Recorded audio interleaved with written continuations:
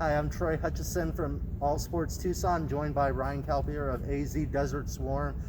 Arizona came into tonight, number 7 in the country versus UCLA, number 9 in the country, both with only one win, one game under their belts. And we had a top 10 Pac-12 matchup here from McKale Center. And what were your initial thoughts of the game? Well, you just said it. They looked like two teams that only played one game.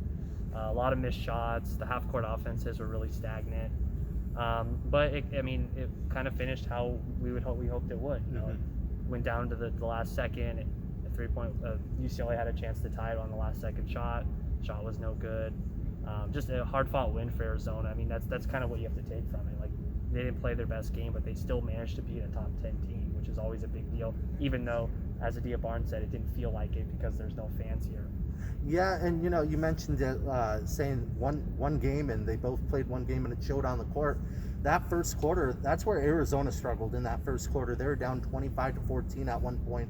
It seemed like the tempo kind of was getting away from them. They were doing a little bit too much on offense, not communicating on defense. That led to some easy UCLA buckets, and then Adia called the timeout, and things started to change for Arizona in that first quarter. And a lot of it, I think, was just they couldn't hit any shots. Like, they were 0 for 7 from 3 at one point, and that's kind of been a recurring issue for this team. And as we kind of saw in that third quarter, they started making some shots, and it just opens things up because UCLA, I mean, they were packing the paint, they weren't going to let Ari McDonald drive to the basket, and she would kick it out, and just early on they weren't making those shots. So it was an issue in their first game, it was an issue tonight, and that's something they really need to be better at moving forward. Yeah, and you know what? If Ari, she was 3 of 7, I believe, from the field for the first half. And usually when you see Ari with those stats, Arizona's going to be down by a lot. But luckily for the Wildcats, Trinity Baptist, a transfer from Virginia Tech, she had 11 points and 7 rebounds in that first half. She was a monster on the glass. She really dominated the boards for Arizona and got them in that game, kept them in the game, and hit a big three-pointer right before halftime. Yeah, and then she carried it over in the second half, had 7 more points in the second half. Bendu Yaney had some huge plays in the second half. She had that sequence where she soared for that putback, she made that corner 3, and then she took a charge on the other end. And I think that the depth of this team is really what's special. You know, they have obviously the star players with Ari. Kate's gotten better. They still have Sam Thomas, but when you can have Ari and Kate Reese were in foul trouble in the first half, and Arizona was still in the game. They fell behind by 11, but you mentioned Trinity's 3 there at the end of the second quarter. And it's really encouraging that you can play what we can say is not even close to their best basketball, and yet you still beat a top 10 team, which was something that, you know, a few years ago would have been unthinkable, beating a team like UCLA. Yeah, if they had that type of performance even last year, early on in the year, like they did in the first half, this game's probably a blowout. This game's probably UCLA by 20. But the rebounding effort by the new players on the team, the players returning, was a great effort. Arizona only lost the rebounding battle by 5, 47-42. Years past, they probably would have gotten destroyed on the glass. But this game kind of was a game of runs. Arizona had a 9-0 run, a 6-0 run in the third quarter. UCLA in that third quarter, I don't know if I've ever seen anything like that. They went 1 for 18 from the field and finished it off 1 for 21 going into the fourth quarter. Some of that was Arizona's defense, but have you seen anything like that before? I honestly haven't. Arizona plays some bad teams. They used to be a bad team. I've never seen something like that. I mean, they missed 3-4 looks right underneath the hoop.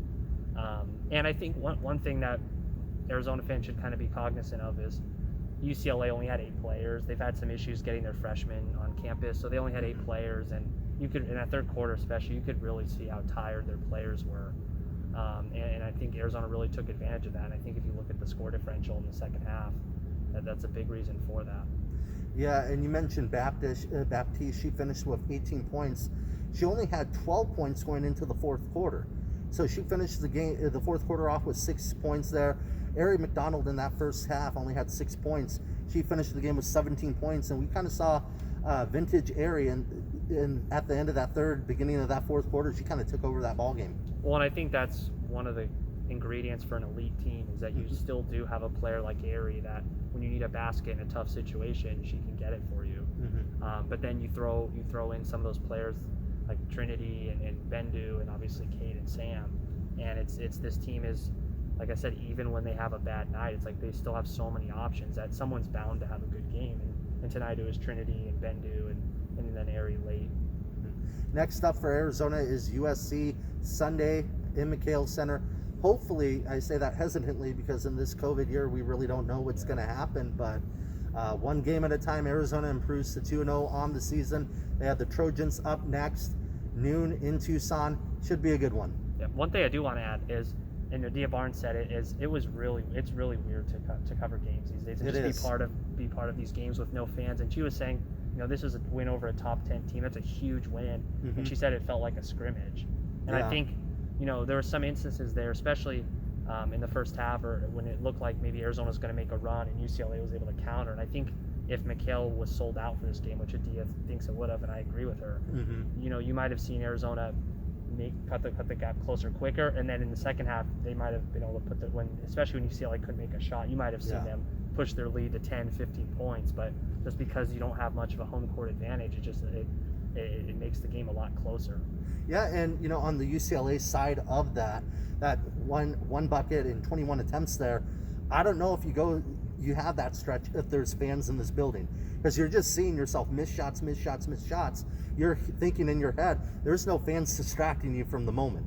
You're living in the moment, and there's nobody, you know, telling you differently. Or it could have gone a lot worse. That's true. That's very true.